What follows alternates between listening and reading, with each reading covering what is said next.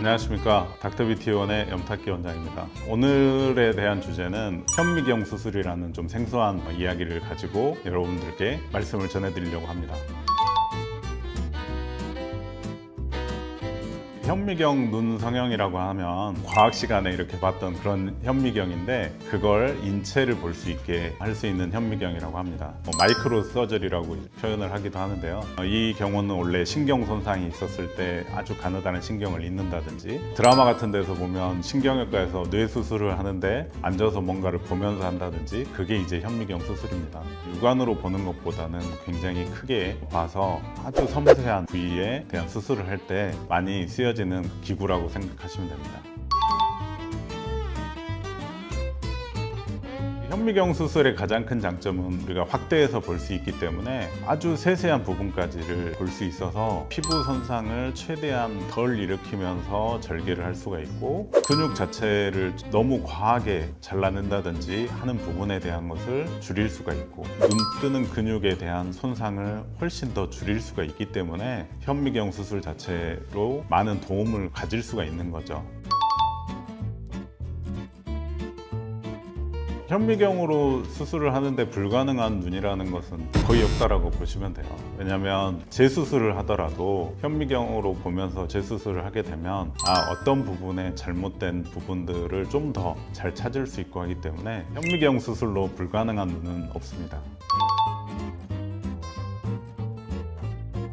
어떤 병원에서는 앞트임을 하는데 보통 15분인데 현미경 수술로 하면 1시간이 걸린다고 하는데, 그건 저는 이해가 안 되는 거고, 실제로는 현미경 수술을 하게 된다고 해서 수술 시간이 길어지진 않죠. 오히려 어떻게 보면 출혈이 적고 손상 정도가 적기 때문에 좀 더 단축이 될 수는 있지만 길어진다라고 보기는 힘들다고 보시면 됩니다.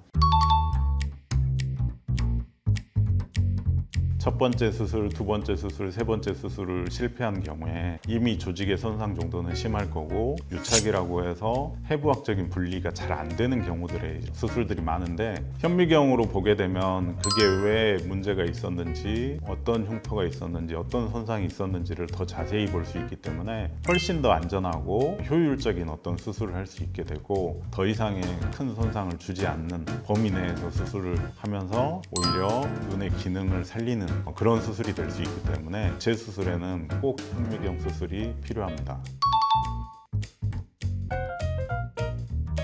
레이저 쌍꺼풀이라고 하는 것은 수술용 레이저를 가지고 수술을 하는 거기 때문에 현미경으로 보면서 레이저로 수술을 할 수가 있는 거고, 레이저 쌍꺼풀과 현미경 수술하고 좀 뭐가 달라요? 이렇게 많이 여쭤보시는데, 이건 레이저는 수술을 하는 데 있어서 도구고, 현미경은 수술을 하는 데 있어서 제 눈이라고 생각하시면 됩니다. 일반적으로 그냥 하는 수술 비용과 현미경 수술의 비용은 차이가 없습니다. 그 대신에 더 좀 가성비가 좋고 안전하고 원하는 눈매를 만들기 위해서 수술을 하고 있는 거지, 현미경 수술이라고 해서 비용이 비싸지거나 그렇지는 않습니다. 재수술의 경우입니다. 저희 병원 같은 경우에 이제 재수술을 받으러 오신 분들이 꽤 많기 때문에 좀 더 이 재수술의 성공 확률을 높이고, 또 안전하게 어떤 기능적인 눈의 기능을 살리면서 하는 그런 수술을 위해서 현미경이라는 것을 도입을 하게 됐습니다. 그래서 재수술 같은 경우는 현미경 수술을 하는 병원이 훨씬 더 안전하게 할 수 있다 라고 생각하시면 되고, 그렇다고 해서 나는 첫 번째 수술이니까 현미경이 필요 없어, 그런 건 아니고요. 현미경 수술은 모든 눈 성형에 대한 분들께 적합한 수술이라고 생각하시면 됩니다. 지금까지 현미경 수술에 대한 것을 말씀을 드렸는데요. 이 현미경 수술이라고 하는 것은 굉장히 안전하고 원하는 눈매를 좀 더 정밀하게 만들어 줄 수 있는 수술이기 때문에 저희 닥터뷰티원에 오셔서 본인에 맞는 쌍꺼풀을 상담을 받으시고 원하는 눈매를 가지실 수 있을 겁니다. 이상으로 닥터뷰티원의 염탁기 원장이었습니다. 감사합니다.